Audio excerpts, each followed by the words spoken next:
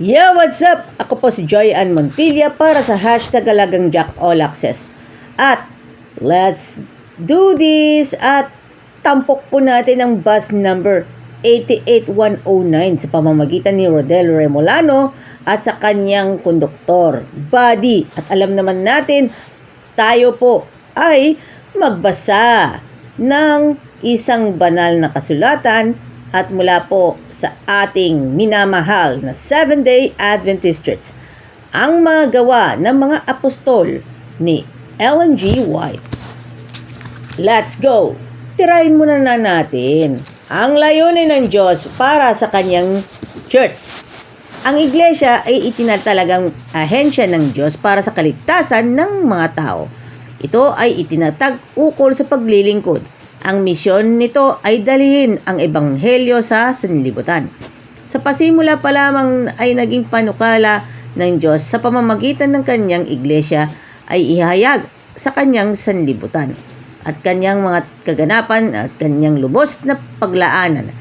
Ang mga kaanib ng iglesia or church, sila'y kanyang tinawagan mula sa kadiliman tungo sa kanyang kagilagilalas na kaliwanagan ay magpakita ng kanyang kaluwalhatian. Ang iglesia ay paglalagakan ng kayamanan ng biyaya ni Kristo. Pamamagitan din ng iglesia ay mamahayag nito. Kahit ito ay kahit na sa kamamahalan at kapangyarihan sa mataas na dako at sa huli lubos na pahayag ng pag-ibig ng Diyos. Ephesians chapter 3 verse 10. At marami sa kahangahangan ng mga pangakong nakatala sa kasulatan tungkol sa iglesia. Ang aking buhay ay tatawaging buhay ng panalangin para sa lahat ng tao. Isaiah chapter 56 verse 7.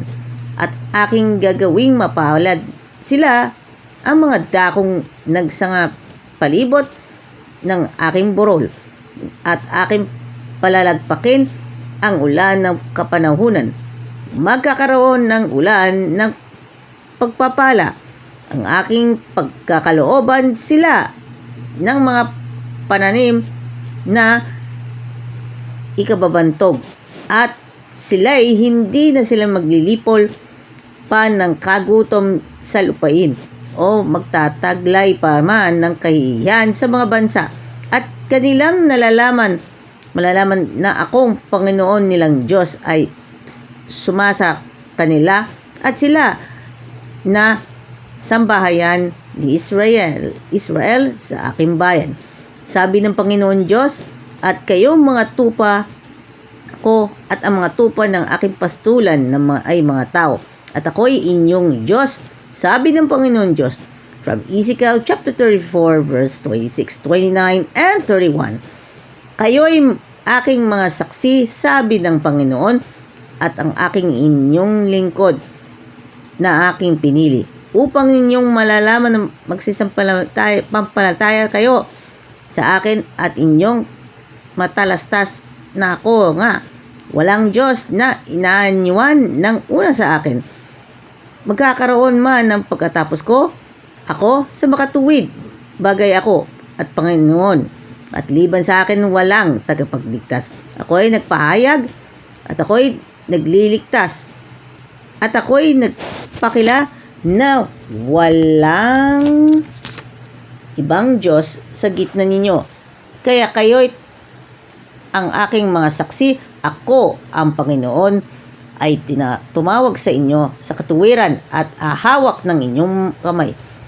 At mag-ingat kayo sa ibibigay kita ng pakikipitipan sa bayan na kaliwanag sa mga bansa upang magdilat ng mga bulag na mata, upang maglabas ng mga bilanggo sa bilangguan at nilang ngang uupo sa kadiliman mula sa bilangguan.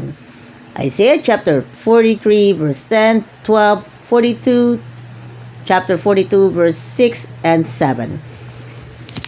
Let's get it on sa mga kaibigan po natin dito po sa Alagang Jack Shoutout muna tayo sa lahat po ng mga kaibigan natin. Let's doing this. Kaibigan na natin from SCLC Adventist School, San Rafael. Also as well as sa pamilya Remolano and sa pamilya Almonte. At shoutout din po sa VGM Restaurant at South Central Luzon Conference of Seventh-day Adventists.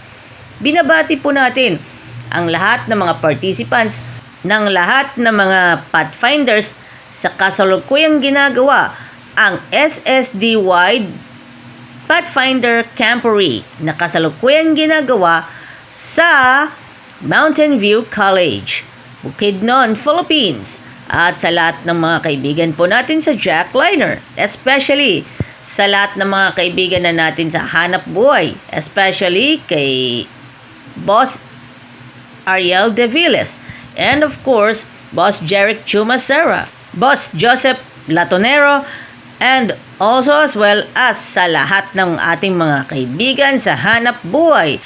God bless us all. Mabuhay po tayong lahat. Alagang Jack is getting ready for Harvest 2025.